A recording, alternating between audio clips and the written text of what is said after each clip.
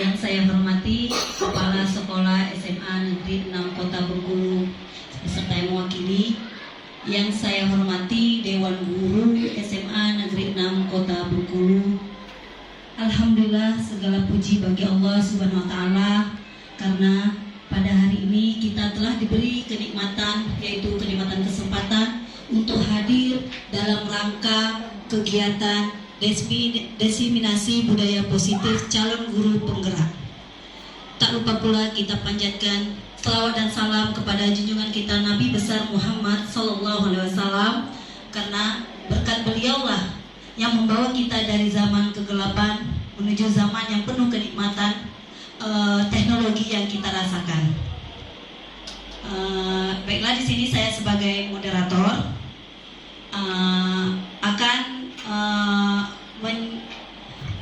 baiklah, kegiatan ini pertama akan disampaikan oleh Bu Vera Anggriani MPD SI. Kepada beliau dipersilakan.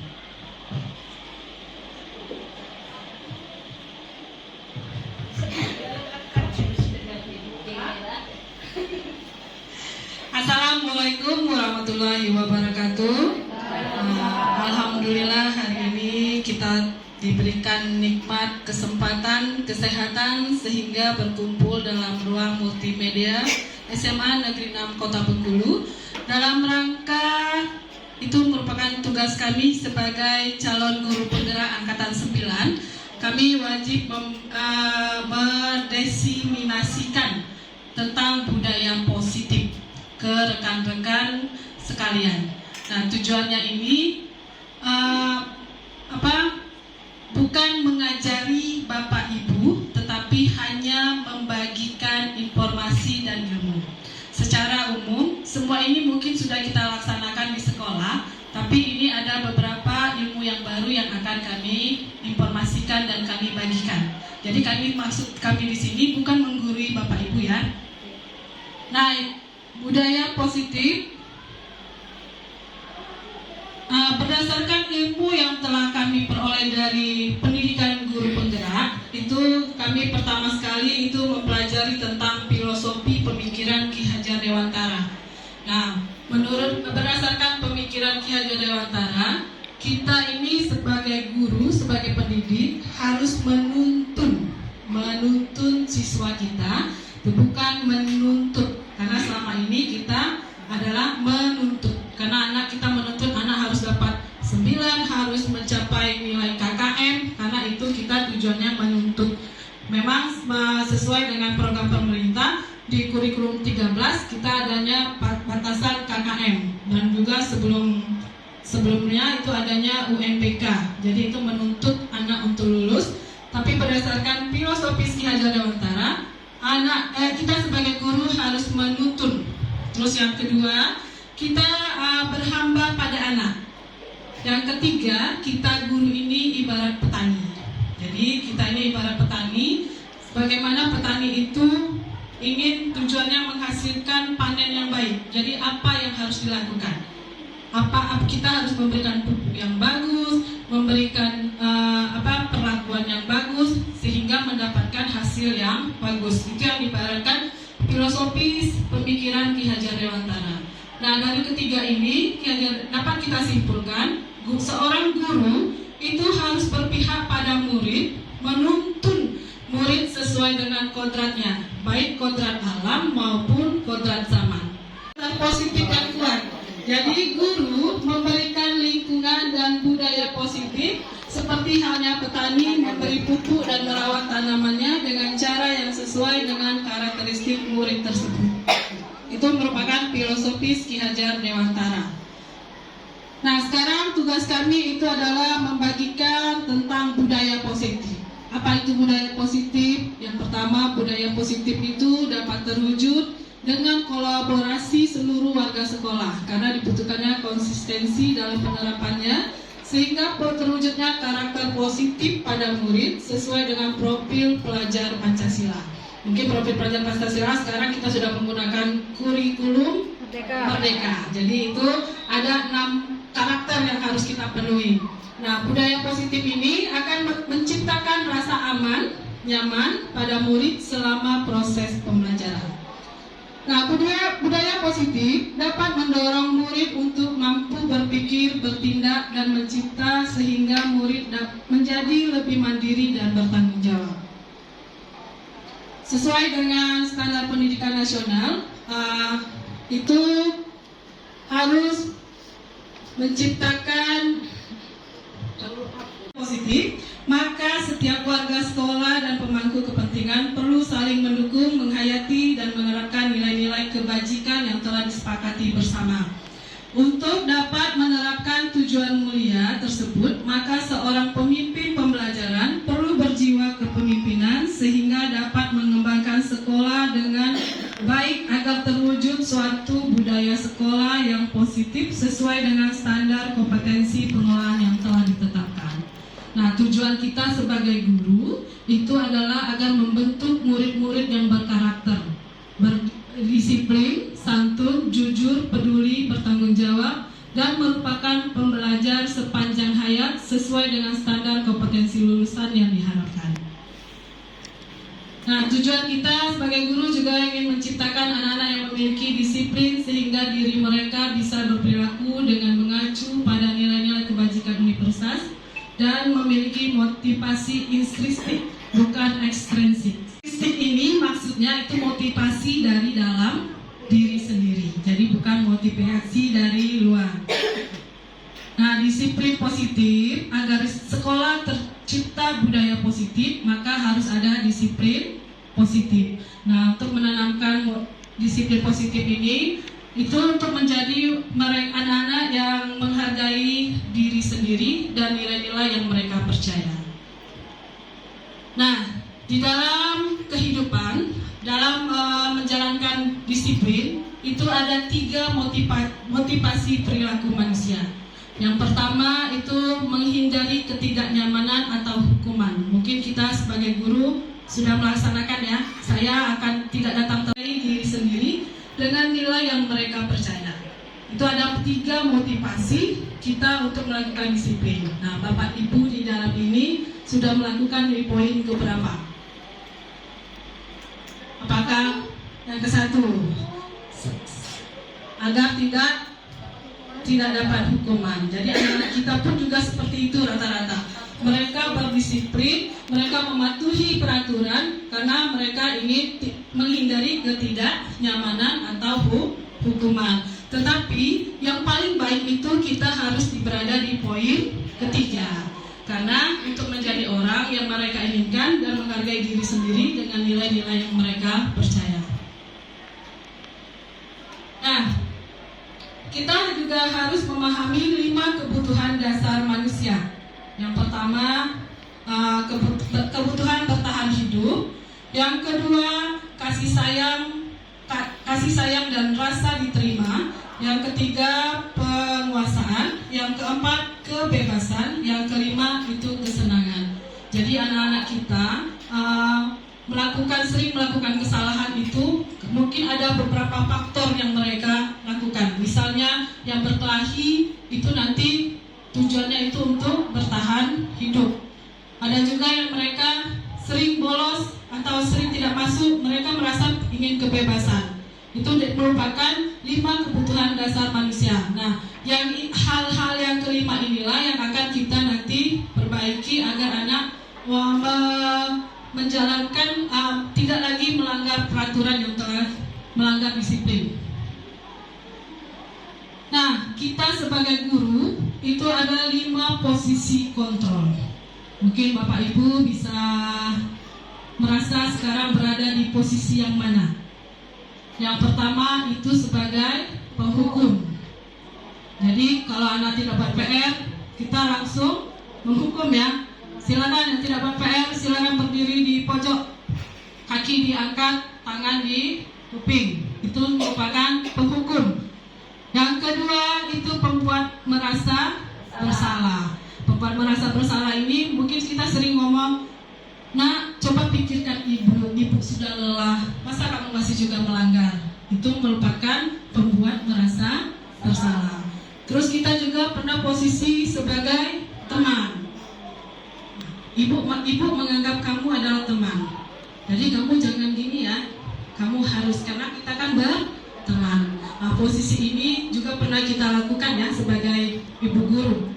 Yang ke salah catat. Jadi pernah bolos tanggal sekian. Hanya mantau saja. Ya hanya melihat saja kelakuan anak. Nanti rekapannya baru dia laporkan ke kesiswaan atau itu. Itu yang dinamakan pemantau. Yang kelima itu sebagai manajer. Nah, yang manajer ini yang paling baik. Karena kita menggali dulu apa permasalahan anak, kita sadarkan anak sehingga anak tidak lagi mengulangi kesalahannya. Itu 5 posisi kontrol kita sebagai guru. Nah, di antara 5 ini yang sering kita lakukan adalah 1 sampai 4. Yang kelima kita jarang melakukannya. Nanti akan dibahas yang kelima ya. Nah, untuk agar budaya positif tercipta di lingkungan positif dan hak kita untuk menciptakan suatu yang positif itu harus disiplin ya, harus ada disiplin. Nah, kalau anak selama ini melanggar disiplin, apa yang kita lakukan? Yang pertama itu memberikan hukuman. Yang kedua itu konsekuensi. Konsekuensi ini sudah diterapkan di sekolah kita itu dalam poin. Nah, itu perjanjian poin. Itu dinamakan dengan konsekuensi. Yang ketiga itu restitusi. Nah, sekarang kita bandingkan ketiga ini dulu. Yang hukuman itu bersifatnya tidak terencana. Itu namanya hukuman ya. Sifatnya tidak terencana, spontan. Misalnya anak telat, silakan kamu lari keliling lapangan, itu spontan, tanpa terencana, tidak masuk dalam poin. Yang kedua bersifatnya satu arah, hanya guru yang mempunyai kuasa, ya, guru yang menentukan. Kalau kamu namanya spontan, push up dan hukumannya itu berbentuk fisik dan psikis. Nah, itu yang dinamakan dengan hukuman. Jadi itu tidak ada kaitannya dengan perbaikan anak, tapi sifatnya spontan. Anak tidak ngerjakan PR, yang disuruh lari, sementara PR-nya tetap tidak terselesaikan. Itu yang dinamakan dengan hukuman. Nah, kalau konsekuensi itu sudah terencana, sudah disepakati antara guru, murid, dan orang tua. Itu yang sudah kita lakukan, itu dalam bentuk poin. Dan murid semuanya sudah mengetahui apa konsekuensinya apabila itu melanggar. Itu dinamakan, sudah kita laksanakan dengan konsekuensi. Nah, yang restitusi itu proses penciptaan bagi murid untuk memperbaiki kesalahan mereka sehingga mereka bisa kembali ke kelompok mereka dengan karakter yang lebih kuat. Itu dinamakan dengan restitusi. Nah, restitusi ini ada kontrolnya.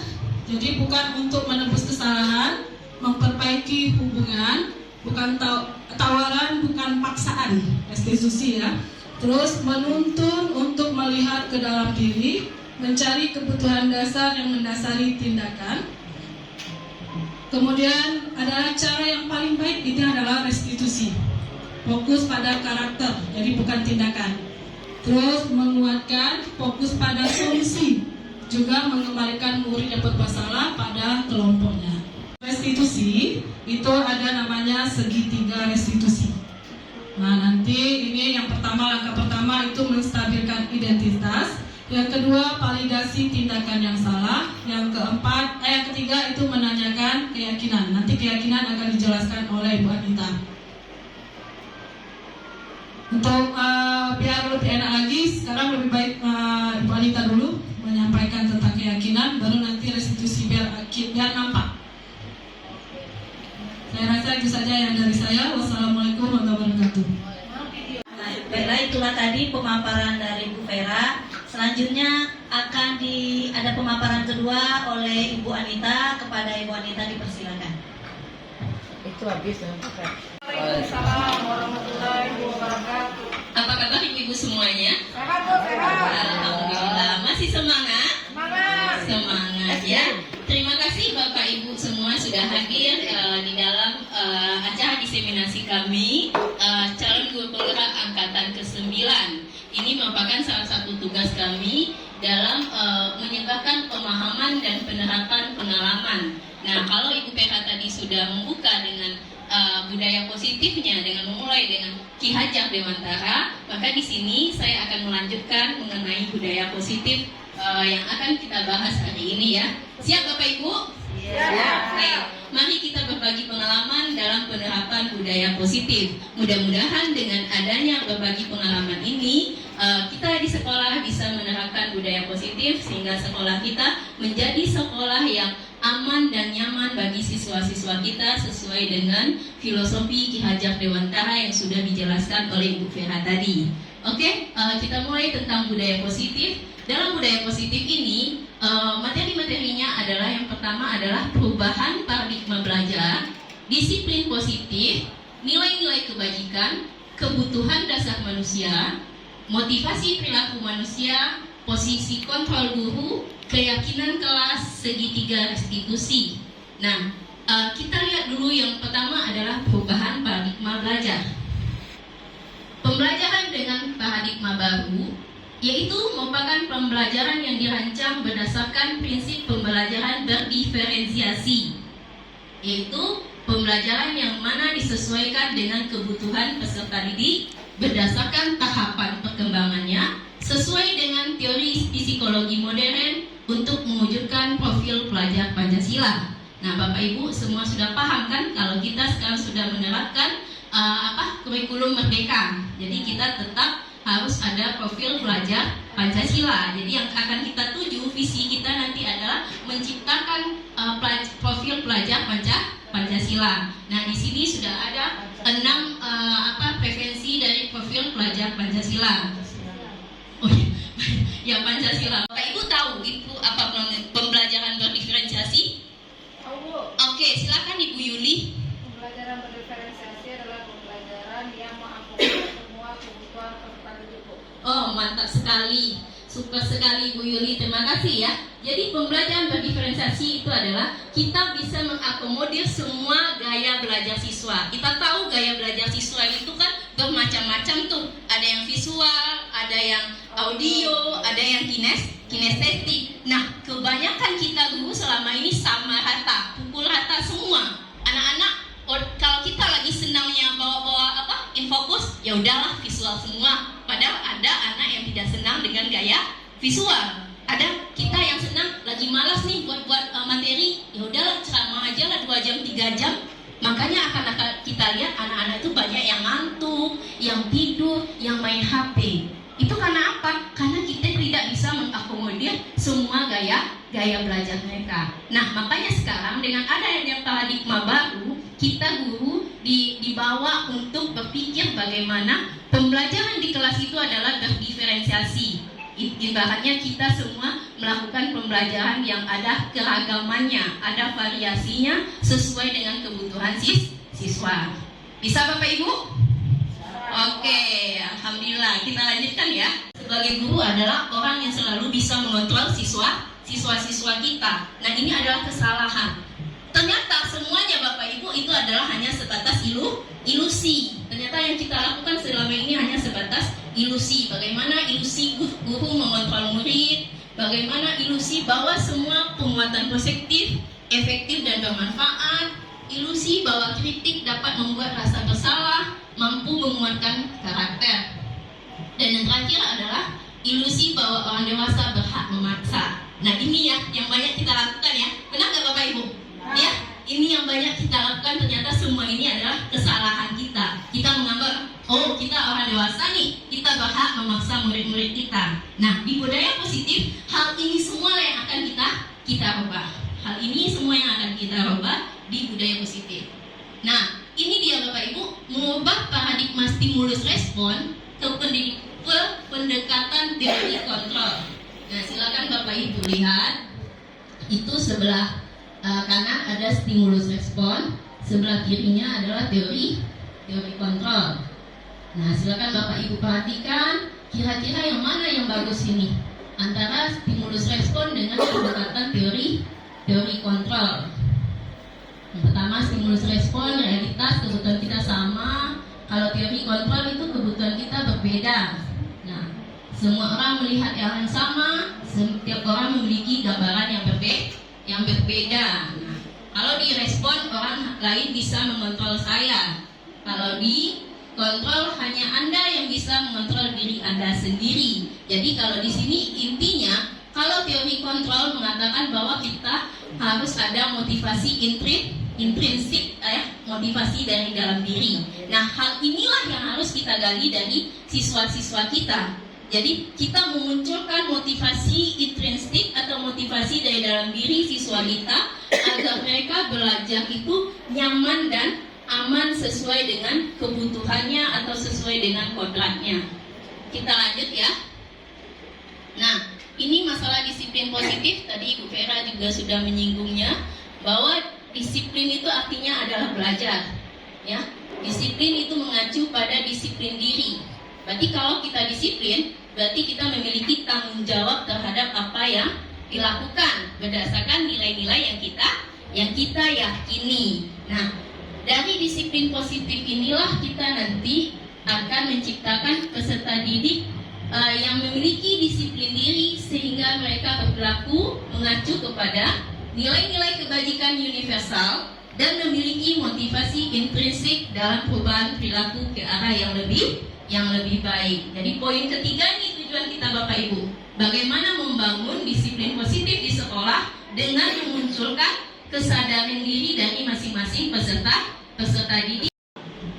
Nah, untuk membuat sebuah keyakinan kelas itu kita perlu dulu memiliki apa itu nilai-nilai kebajikan. Nah, ini semua adalah nilai-nilai kebajikan di suatu organisasi ya. Apa itu nilai kebajikan? Nilai yang disepakati bersama lepas dari suku bangsa, agama, bahasa maupun latar belakangnya. Nah, Bapak Ibu bisa lihat nilai-nilai kebajikan di organisasi. Yang pertama kalau kita di sekolah itu adalah profil pelajar Pancasila dengan ada beriman dan bertakwa, berakhlak mulia, berkebinekaan global, gotong royong, mandiri, kreatif dan bernalar kritis. Nah, ini ada juga nih nilai kebajikan yang diberikan oleh IBO atau PYP ya. Itu ada toleransi, rasa hormat, integritas sampai ke komitmen. Nah, yang terakhir itu adalah life skill, dapat dipercaya, lurus hati, pendengar yang aktif, tidak merendahkan orang lain dan memberikan yang terbaik. Nah, inilah nilai-nilai kebajikan ini yang kita perlukan nanti untuk membuat suatu keyakinan kelas. Karena dengan adanya keyakinan kelas, insya Allah sekolah kita nanti akan bisa menerapkan budaya positif. Nah, tadi Ibu Vera juga sudah menyinggung tentang kebutuhan dasar manusia. Apa sih sebenarnya kebutuhan dasar manusia? Kebutuhan dasar manusia adalah segala sesuatu yang kita lakukan untuk mendapatkan apa yang kita inginkan. Jadi kalau kebutuhan dasar itu misalnya untuk makan, apa yang kita ingin makan, nah itu adalah kebutuhan dasar.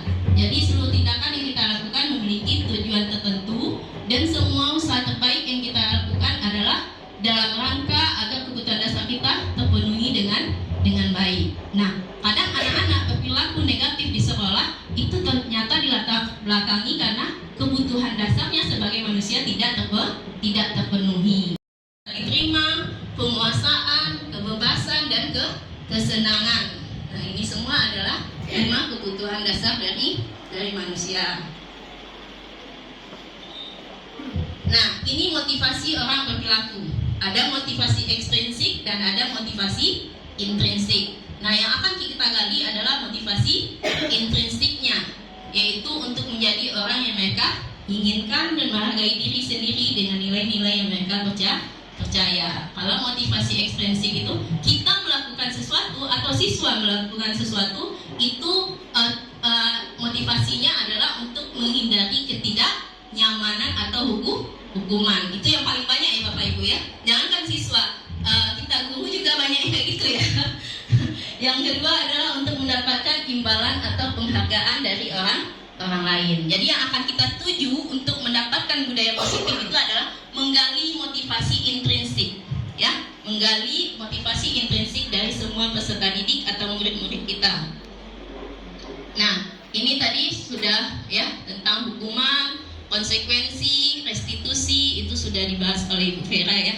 Kita lanjutkan aja tentang ini sudah 5 posisi kontrol guru, penghukum, pembuat merasa bersalah, teman, pemantau, dan manajer. Jadi yang akan kita tuju yang mana Bapak Ibu? Yang manajer. Jadi kita semua harus bisa menjadi manajer ya. Nah ini contoh misalnya penerapan. Siapa yang sering nih? Contoh kasusnya siswa datang terlambat. Ini sering ya.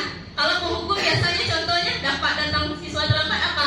Ayo kamu lari keliling lapangan, atau ayo kamu apalagi bersihkan ruang guru, bersihkan toilet. Itu ternyata kita siram bunga, itu berarti kita penghukum.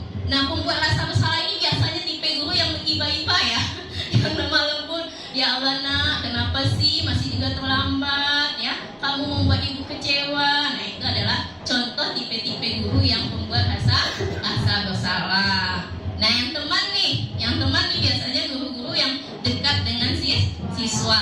Nah ini semua sebenarnya ada positif dan negatifnya. Tapi kalau yang teman lebih banyak negatifnya kayaknya ya. Besok mau terlambat lagi lah, kan ada ibu itu, santai aja. Nah itu yang kita takutkan. Nah yang misalnya kalau untuk pemantau, nah ini pemantau biasanya orang-orang yang sudah hafal nih di luar kepala tentang semua tertib ya, tentang tertib sekolah sampai ke poin-poinnya, itu sudah hafal semua itu. Nah ini adalah guru dengan posisi pemantau. Ibu Widya kali posisi yang mana Bu Widya? Pemantau. Ibu Widya pemantau. Nah yang paling bagus itu Bapak Guru kita harus menjadi posisinya manajer, yaitu misalnya apakah kamu tahu kesalahanmu, kira-kira seorang guru yang sampai di posisi manajer ya. Nah, memang tidak mudah, tidak semudah membalikkan telapak tangan, apalagi kita SMA, itu anak-anaknya sudah ibaratnya karakternya sudah ajek ya, sudah tetap. Nah itu makanya kita perlu effort atau usaha yang lebih kuat lagi. Nah sekarang kita masuk tentang keyakinan kelas. Apa itu keyakinan kelas? Apa bedanya dengan peraturan ke kelas? Bapak Ibu ada yang tahu? Silakan, ada yang tahu apa bedanya keyakinan kelas dengan peraturan kelas? Ibu Yuli tahu Bu Yuli? Oke silakan Bu Yuli. Kalau keyakinan kelas itu berdasarkan nilai kebajikan universal Bu. Ya, peraturan kelas itu biasanya bersifat larangan, tidak boleh ini, tidak boleh ini, tidak boleh ini. Iya betul sekali Bu Yuli, terima kasih Bu Yuli. Kalau keyakinan kelas Bapak Ibu itu datangnya dari kesepakatan bersama antara guru dengan siswa.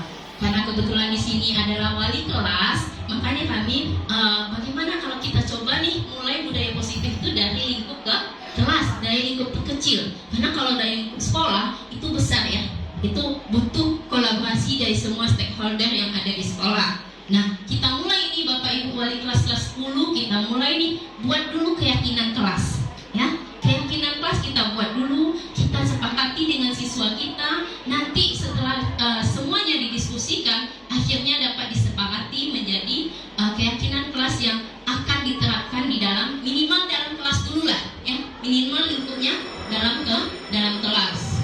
Peraturan itu biasanya kalimatnya dimulai dari kalimat negatif. Kamu tidak boleh, kamu harus ini, kamu harus itu, kan kalimatnya bernada negatif. Sementara kalau keyakinan kelas itu kalimatnya bernada positif. Ya, keyakinan kelas dibentuk dari nilai-nilai kebajikan universal. Misalnya nih Bapak Ibu, tidak boleh terlambat itu sebenarnya nilai kebajikannya apa? Disiplin waktu, tidak boleh terlambat, disiplin. Apalagi misalnya memakai seragam, itu nilai-nilai kebajikannya apa?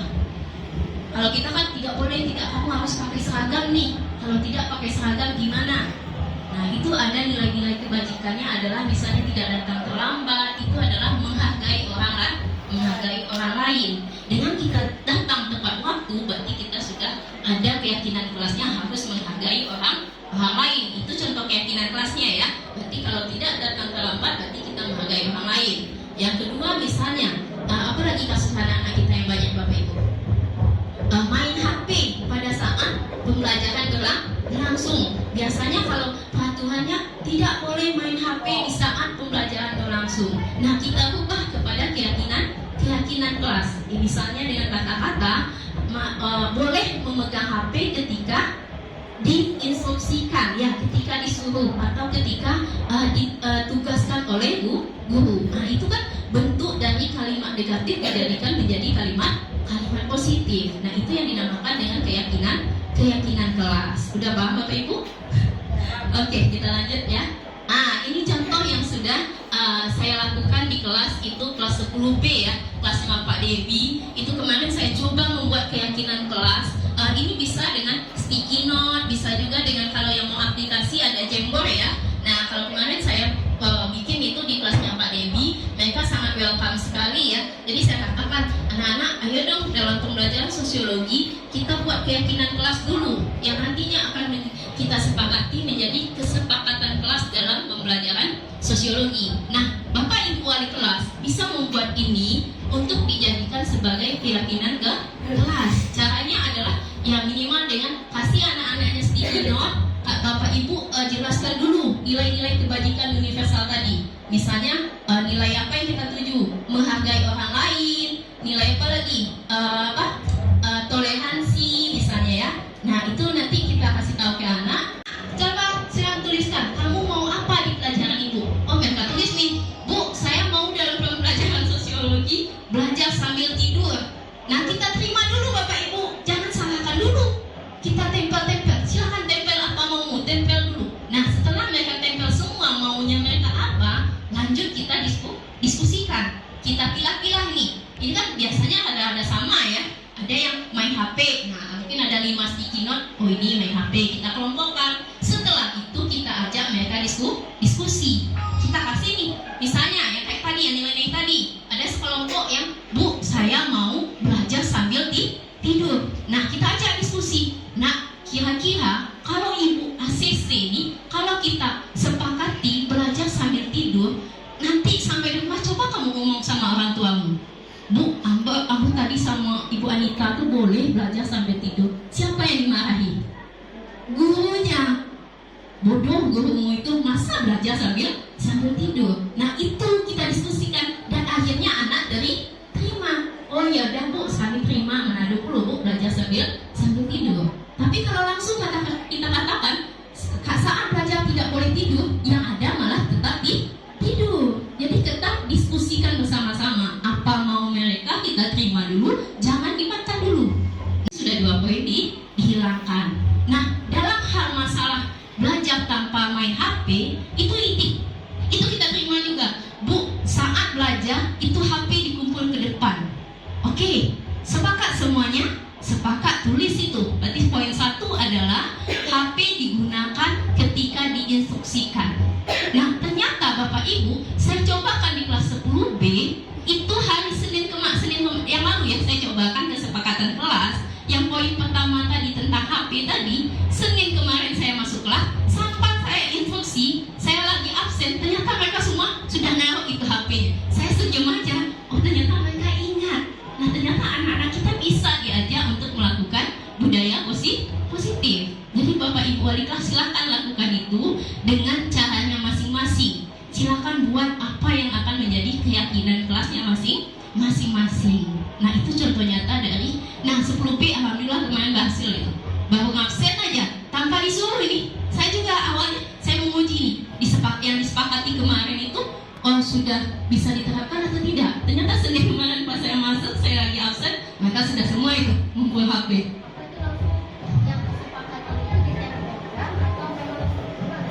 Nah, kalau saya kemarin, karena itu sebagai guru mapel kan nggak mungkin nih kelasnya saya ini ya, karena itu bukan kelas saya. Jadi kalau saya kemarin ini, setelah kita sepakati poin 1, 2 misalnya ada bapak keyakinan kelas, itu kita foto. Semua orang harus memotonya. Jadi difoto kan. Jadi sebagai guru mapelnya kita juga ada arsipnya. Nah, mungkin kita nanti buatkan dalam bentuk draftnya ya, atau printout-nya. Nanti mereka sudah tahu kalau dibagikan. Silakan foto. Nah, kemarin saya suruh foto Bu Yanti. Jadi silakan foto, ini kesepakatan kita saat belajar sosiologi. Dan alhamdulillah kemarin sudah ada ya, sudah ada hasilnya. 10B Selasa, 10I juga sudah ada. 10I juga mereka sudah melakukan keyakinan kelas yang mereka buat. Terutama yang kita ini kan banyaknya di masalah HP ya Bapak Ibu ya. Nah, alhamdulillah itu terlaksana. 10D malah sudah ada beli kotak itu. Ya, benar ya Bu Yulia, beli kotak itu untuk mengumpulkan HP-nya. Dan alhamdulillah ya, ternyata anak-anak kita kalau diajak diskusi, mereka mau. Itu yang mau kita gali, motivasi intrinsik. Jadi kita kurang-kurangilah memerintah, tapi mari kita berdiskusi. Insya Allah kita bisa semua lakukan budaya positif. Nah, ini tentang keyakinan kelas tadi ya. Suaranya keluar tadi. Nah, ya speakernya speaker. Nah, ini contoh restitusi.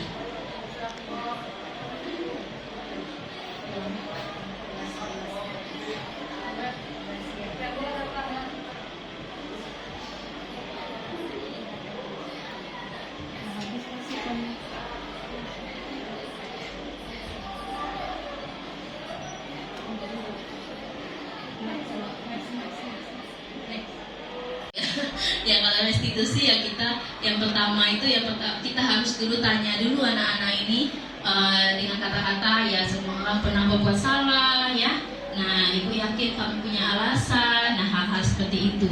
Jadi restitusi ini bukan langsung kita menghukum atau menjat anak itu salah, tapi kita cari solusinya bersama-sama. Ya, dengan adanya restitusi ini anak akan lebih mudah menyadari kesalahannya. Memang ya seperti saya katakan tadi, tidak semudah membalik ke telapak tangan, tapi minimal Bapak Ibu dengan kita melakukannya di lingkup kelas atau di lingkup kita sebagai guru mapel, insya Allah kita SMA 6 semuanya nanti akan bisa menerapkan budaya positif, masalah keyakinan kelas dan restitusi, sehingga anak-anak kita tidak akan lagi merasa terhukum. Saya cukup miris sekali ketika acara literasi kemarin itu tiba-tiba saya melihat ada anak yang memakai tas dengan kata-kata sekolahku penjaraku ya. Jadi di situ saya miris sekali, ternyata anak-anak merasa terpenjara di sekolah, sementara oleh KHD itu anak-anak harus seperti taman siswa, mereka harus merdeka belajar, mereka harus menemukan minat mereka sendiri, kebutuhan dasar mereka sendiri. Nah, makanya salah satunya kami memaparkan ini semua biar kita satu visi, satu misi supaya SMA 6 tidak menjadi seperti apa yang ada di tas anak tersebut. Ada yang bertanya?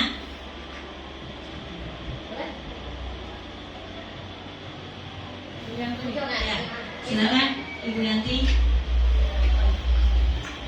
Assalamualaikum warahmatullahi wabarakatuh. Baiklah, tadi yang dari Bu Fera tadi kan ada tentang filosofi pemikiran Ki Hajar Dewantara. Yang pertama itu adalah pendidikan adalah menuntun. Nah, selama ini kita kan sebagai guru selalu menuntut. Nah, bagaimana caranya kita bisa menuntun siswa agar mereka tuh sadar dalam membuat tugas, dalam untuk belajar lebih baik lagi kan, seperti ulangan untuk meningkatkan. Apalagi kalau di sekolahan kita berdasarkan kurikulum, kita kan memang menuntut siswa harus di atas KKM. Sementara Ki Hajar Dewantara menuntun siswa itu sendiri agar mereka kan sadar dalam disiplin waktu, kan berpikir positif. Nah, yang saya mau tanyakan, bagaimana kita menggali dan kepada peserta didik dan bagaimana sebagai sekolah agar mereka juga sadar. Dari pihak sekolah itu bagaimana? Itu. Warahmatullahi wabarakatuh. Perkenalkan, saya Ibu Neri. Di sini saya sangat tertarik dengan kata-kata restitusi tadi, Ibu Anita dan Ibu Vera sampaikan. Yang ingin saya tanyakan, di sana dikatakan bahwa kita sebagai guru tidak boleh menghukum anak, menghukum siswa. Nah, bagaimana kondisinya jika siswa tersebut melakukan tindakan yang contoh misalnya asusila? Nah, bagaimana kita memberi solusi penyelesaiannya kalau tidak ada hukuman? Gitu. Sekian dari saya. Terima kasih. Ada lagi? Ini masalah disiplin siswa yang sering kita permasalahkan mengenai anak-anak yang sepertinya sangat sulit untuk mengikuti aturan sekolah. Ya, dengan cara apa yang harus kita lakukan lagi? Kita udah tegur baik-baik, kita sudah panggil dia baik-baik, kemudian kita sudah mengingatkan kembali poin-poin yang ada. Tapi Kalau di depan anak is okay, ya bu, ya mem, ya semua iya kan. Tapi kenyataannya berulang lagi. Terus kita panggil lagi, kita lembutin lagi. Gimana nanti sanksinya boleh berlaku apa enggak? Mereka teriak jangan dulu. Kami janjinya, Pak kami tidak boleh lagi. Kami ikuti aturan. Yuk kami tidak pakai lagi. Yuk begini, yuk begitu. Oke, udah lembut tuh. Nah, terus yang ketiga masih juga lagi kita kan gergetan sering kan. Oh berarti kau udah melawan. Oke, sekarang saya tindak gini. Nah, apakah yang tindakan guru yang udah dengan secara baik-baik, misalnya udah 3 kali masih juga anak melanggar, bagaimana solusinya? Maksud saya biar anak itu tidak takut mau mengikuti peraturan tanpa adanya punishment tadi. Bagaimana menyadarkan anak supaya dia mau mengikuti apa yang aturan sekolah yang udah ditetapkan di sekolah. Itu aja. Bagaimana caranya? Karena ya sebagian besar memang anak itu kan susah untuk mengikuti aturan. Itu aja ya. Yanti, bagaimanakah caranya siswa menyelesaikan tugas-tugas ya?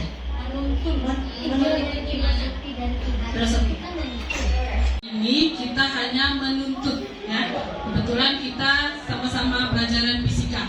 Jadi otomatis yang perlu kita sadari sekarang, tidak semua anak menyukai fisika. Sementara yang kita lakukan selama ini, kamu harus bisa harus hafal apa itu kecepatan, apa itu gaya dan turunan-turunan dan sebagainya. Itu yang kita lakukan selama ini ya, dengan satu metode. Jadi misalnya sekarang dengan fokus dengan materi video. Jadi semuanya harus nonton video. Sementara anak sekarang ada yang nggak suka nonton video, ada yang suka tuh saya lebih suka explore book. Nah, jadi itu yang dinamakan menuntun. Jadi kan diciptakan pembelajaran berdiferensiasi. Jadi kita memberikan perlakuan ke anak tidak sama, tidak satu metode, tapi berbagai metode. Anak yang kita ampuh itu ada 36 orang. Jadi ada yang suka nonton video, mungkin kita menugaskan dia dalam bentuk video, tonton, misalnya pengukuran. Ada anak yang sukanya, saya lebih suka praktek, lebih suka membuat peta, atau lebih suka dengan membuat ringkasan. Jadi kita menuntut anak ke sana. Jadi tidak menuntut anak harus fisikanya dapat 90, tapi kita menuntut anak. Saya lebih sukanya Bu belajar ini dengan membuat ringkasan. Oh silahkan. Itu yang dinamakan pembelajaran diferensiasi. Apakah dalam pelaksanaan itu waktunya berbarengan atau gimana? Berbarengan. Jadi langkah awal kita sebagai guru di pembelajaran diferensiasi melakukan tes diagnostik. Jadi kita akan mengkelompokkan anak yang mana suka bagian ini, auditory, visual, atau kinestetik. Jadi kita udah membaginya dalam ketiga kelompok tersebut. Jadi dalam pembelajaran gini caranya Bu. Kita pertama tampilkan dulu audio. Kemudian dalam penugasannya baru kita bedakan. Itu caranya berdiferensiasi. Bukan kita dengan satu kelompok ini, oh kamu suka nonton video, tonton itu video, tidak. Oh kamu suka itu gambarlah. Tapi itu di dalam penugasannya. Dalam awalnya sama, misalnya ke video dulu. Kemudian baru dalam bentuk penugasan yang lain, baru kita menuntut kemana kemauan anak. Kita dinamakan menuntut. Memang tidak semudah membalikan telapak tangan. Karena ini ilmu baru, tapi insya Allah kita akan mencobanya demi kebaikan anak sesuai dengan filosofi KHD. Itu adalah menuntut anak, karena anak mempunyai bakatnya masing-masing. Untuk 75. Oh ya, itu di K13 itu ada kakaknya. Nah sekarang kita sudah melangkah ke kurma. Kurma itu tidak ada lagi KKM, tidak ada tuntutan anak untuk mencapai titik tertentu. Jadi semuanya itu anak dikatakan hanya berhasil, cakap dan tidak cakap. Terus Anak hukuman yang diberikan bagi anak yang asusila. Silakan kepada Ibu Anita untuk menjawab. Terima kasih Bu Enda. Baiklah, untuk menjawab pertanyaan Ibu Neri, ini gimana nih menerapkan restitusi dalam kasus yang sudah sangat, kalau menurut kita kategorinya sudah tingkat tinggi ya, yaitu adalah perbuatan asusila. Nah, kalau hal ini, kalau dari segi restitusi itu kalau realnya itu mungkin tidak bisa kita terapkan. Karena restitusi ini hanya untuk kasus-kasus yang sifatnya belum high ya, belum tinggi. Kalau asusila itu sudah kembali ke ranah hukumnya ya. Bisa jadi dengan restitusi awalnya mungkin bisa kita bertanya dulu kepada anak, kita validasi dulu kenapa dia melakukan hal itu. Tapi kalau asusilanya masih sekedar perpegangan tangan ya kan. Tapi kalau asusilanya sudah maaf ini sudah kayak ketemu di WC berdua, ya itu nggak bisa restitusi lagi Bapak Ibu, karena itu yang dilanggar bukan hanya masalah tata tertib sekolah, tapi itu sudah asusila secara masyarakat luas. Nah itu kita ya tetap sesuai dengan aturan sekolah ya, tetap kita panggil orang tuanya, kita kembalikan kepada orang tua. Jadi kalau untuk realnya memang restitusi ini kita tidak bisa untuk hal-hal misalnya asusila, kejahatan yang sudah misalnya maling ya, itu kan nggak mungkin lagi kita tanya ya kan, ya nak kamu berbuat salah, ibu paham, semua orang berbuat salah, ya itu nggak mungkin Bapak Ibu ya. Kalau restitusi ini bisa mungkin untuk anak yang terlambat, yang pakai lipstik, yang apa lagi, yang main HP, yang tidur, itu ibaratnya yang masih kategori pelanggaran yang ringan. Tapi kalau asusila, maling, itu kembali ke peraturan sekolah kita ya, peraturan sekolah kita bagaimana yang sudah kita tetapkan ya seperti itu tadi. Nah itu untuk yang masalah asusila. Nah yang untuk masalah yang ini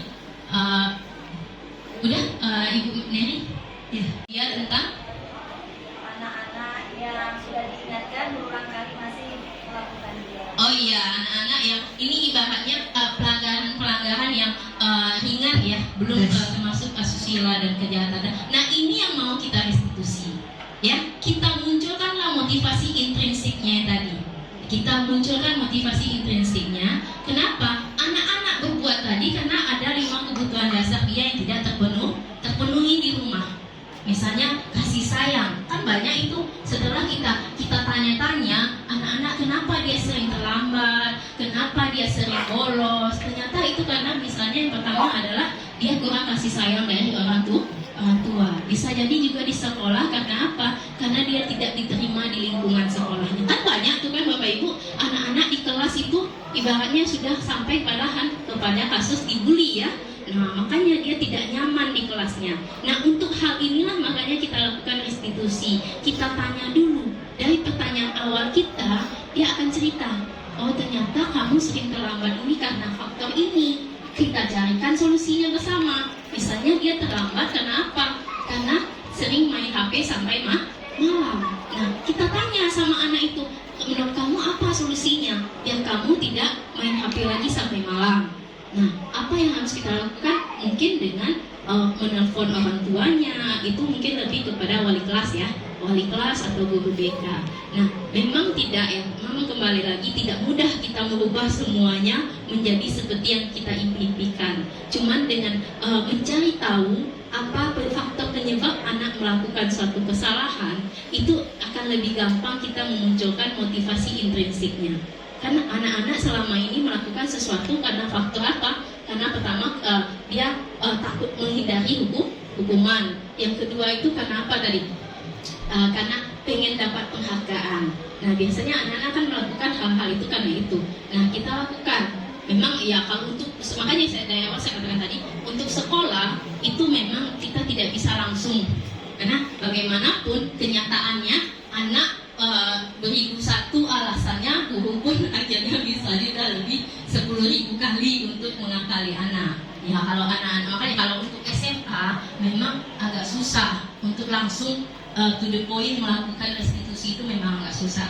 Makanya saya katakan tadi, mari kita mulai dari kelas. Mulai dari kelas kita ajarkan anak-anak tentang keyakinan kelasnya. Ini contoh keyakinan kelas 10 yang sudah dibikin ya. Itu tentang religi, hormat, bekerja, diterima dan dimiliki. Nah dari nilai-nilai ini kita yakinkan mereka, oh kalau kamu datang terlambat berarti kamu tidak menghormati orang lain. Dan itu kan ada yang disiplin dari intrinsik, motivasi intrinsik. Nah, bagaimana kita bisa tentukan dari dalam itu kan, dari rumah. Intinya kan dari rumah. instruksi itu kan dari dalam diri siswa itu sendiri. Nah, kalau kita di posisi siswa di rumah, bagaimana kita bisa membuat anak itu yang kata ibu tadi memang disiplin waktu kan? Itu menghargai orang lain. Nah, bagaimana siswa itu bisa, kan susah juga gitu. Nah, bagaimana biar anak itu termotivasi? Bekerjasama dengan orang tua, karena tidak mungkin dong kalau kita di sekolah sudah baik, anak-anak di sekolah sudah baik, di rumah dia kalau kita tidak lanjutkan dengan orang tuanya, kerjasama dengan orang tuanya, itu akan hilang. Makanya kita tetap ada yang namanya kolaborasi dengan orang tua. Kita bekerja sama dengan orang tua. Nah, sebagai wali kelas mungkin Ibu Yanti sudah melakukan hal itu. Misalnya, ya Ibu Yanti mengingatkan orang tuanya, nah, anak ini sudah begini loh di sekolah. Atau misalnya anak ini sering terlambat, Bu, tolonglah Bu, gimana supaya mungkin arahannya yang dihidupkan. Misalnya untuk kasus yang terlambat ya, mungkin arahannya dihidupkan atau gimana langkah-langkahnya. Makanya di situ dikatakan restitusi tadi, tetap kita harus melibatkan orang tua, partisipasi orang tua. Karena nggak mungkin nih kita 8 jam anak akan langsung baik, itu nggak akan mungkin. Tetap kembali itu harus ada kerjasama antara guru dengan orang tua. Karena cuma Ibu Vera yang ini ke yang lain tidak, kan seperti itu ya. Tapi kalau kita sesama guru menciptakan semuanya berkolaborasi, insya Allah itu akan terjadi, akan bisa terciptanya budaya positif. Nah, untuk yang pertanyaan Ibu Widya tadi, anak itu sudah dielus-elus ibaratnya ya, jangan lagi mengulangnya, besok ulang lagi. Nah, mungkin ini Bu ya, sekarang kan restitusi itu kan ada 3, kita mungkin baru melaksanakan yang 2. Satu, mengidentifikasi masalahnya apa, yang kedua validasi, yang ketiga kita belum menanyakan keyakinan. Itu yang salahnya kita baru melaksanakan 2 poin, karena kita kan batas jangan ulang lagi ya anak ya, besok nggak usah telat lagi ya. Mungkin anak jawab ya Bu, mulai akan telat lagi, tapi kita nggak menanyakan kamu ingat nggak apa keyakinan sekolah kita, apa keyakinan kelas kita. Mungkin kita harus mengingatkan itu, saya tidak boleh datang telat Bu. Nah, itu salah nggak? Salah Bu. Nah, baru mungkin di sana kita baru penekanannya biar anak tidak terulang lagi. Karena kita sudah saya yakin semua guru di sini sudah melaksanakan segitiga restitusi, tapi baru tahap kedua, tahap ketiga tidak. Saya menggunakan Jamboard, itu menggunakan aplikasi. Jadi anak nanti mengetik di handphonenya, nanti akan munculnya seperti ini. Ini menggunakan Jamboard. Mungkin ada yang nanyakan kan, itu ngajarnya pakai apa? Itu menggunakan Jamboard. Jadi anak menuliskan kesepakatan kelasnya. Nah, nanti seperti yang Ibu Anita sampaikan, nanti kita bahas, kita telaah yang mana yang boleh diikuti, yang mana tidak. Ini salah satu contohnya membuat kesepakatan kelas. Jadi setiap guru mapel boleh membuat kesepakatan kelas agar anak sadar akan kesepakatan. Kesepakatan itu dimulai dari anak sendiri, bukan kita sebagai guru yang memulainya. Ya, itu saja dari saya. Wassalamualaikum warahmatullahi wabarakatuh.